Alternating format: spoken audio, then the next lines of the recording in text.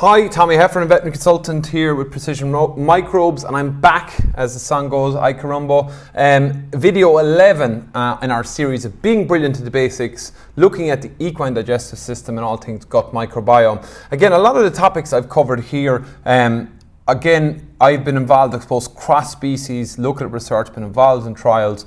Certainly when I've been looking at the equine gut microbiome space and I compare it to different species, I think it's really just starting to emerge as an area of research in the equine side. There's lots of research done, but there's huge potential for more research. And this is one area, I think, again, that will be of interest going forward, is the gut and maybe allergic conditions. So our hashtag is just try it. Go to the website www.precisionmicrobes.com to check out our testimonials from what people are saying about our equine complementary feed. So we think about allergies, we've got to think about our immune system. Our immune system, normally, we've got invading pathogens. It's designed to spot them and react to them. We've talked about in video 4, if I remember, about the immune system and the gut and how important that is. When we think about allergies, essentially, it's an overreaction. So certain animals, for various reasons, will be exposed to pollens, dust, and other antigens, and they will create an immune reaction to that. So it's often an overreaction of the immune system. Sometimes, I suppose, symptoms, we often think about skin conditions as being an obvious sign of it. Respiratory diseases can be another area, but it's an overreaction of the immune system. And there's a complicated pathways there, but I just want to talk about the gut and the potential role of the gut in allergies.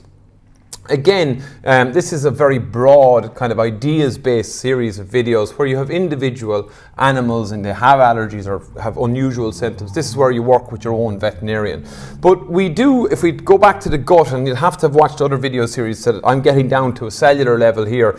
If we've got a healthy gut microbiome, we've got our beneficial microbes. So the digesters here, the little layer of cells in the lumen where all the immune cells are here.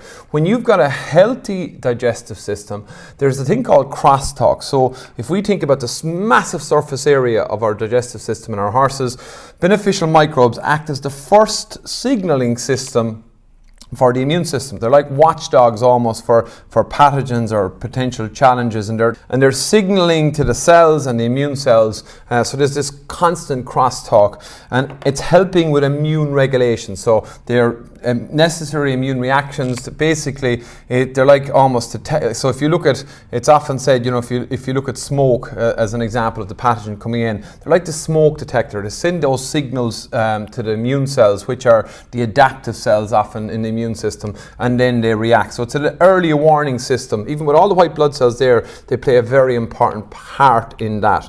And when we look at inflammation and low-grade inflammation, we've covered leaky gut, I think, in video 6.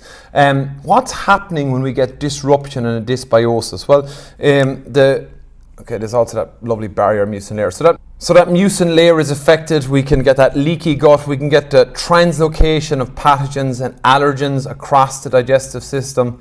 The diversity of our gut microbiome is narrowed, so we don't have that. So this is your typical dysbiosis, unhappy hindgut, leaky gut. We've covered a lot of them, but a lot of similarities there around what the impact is. And if you look at this as like a protective layer with the soldiers or immune cells underneath, what we often get is we get the production of lots of cytokines, interleukins, which are kind of mediators of inflammation. So this is called the inflammasome, this area here, and we get a proliferation of white blood cells. So there's a kind of an overreaction. So if you look at the immune system like a very well controlled police force, this is like almost the communication systems down and there's chaos. And that chaos at gut level can be have an impact on overall immunity. But when we also think about translocation of allergens and translocation of particles that shouldn't be there into the digestive system, it may be having an impact on the overall immune system. Now, when we look at acute allergies, it can be very difficult to maybe look at gut allergies. Primarily, it can be hard to diagnose. When we see maybe symptoms that are related to gut, like skin issues or other issues, it's important to, again, recognize that early treatment, maybe steroids or antihistamines, your vet will decide that. Certainly with ongoing allergies, we can run panels and blood tests to look at allergy profiles.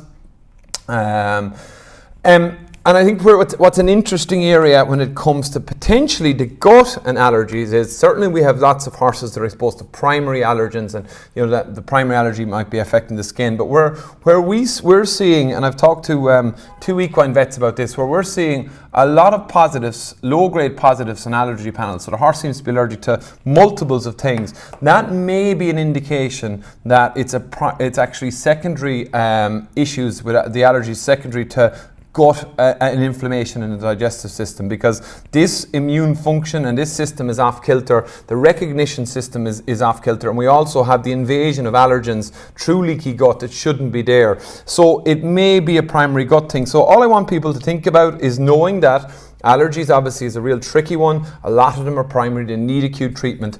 But where we're seeing multiples of allergies, we need to think about the gut as a possible source of inflammation, low-grade inflammation, leading to underlying allergy issues. And often where you see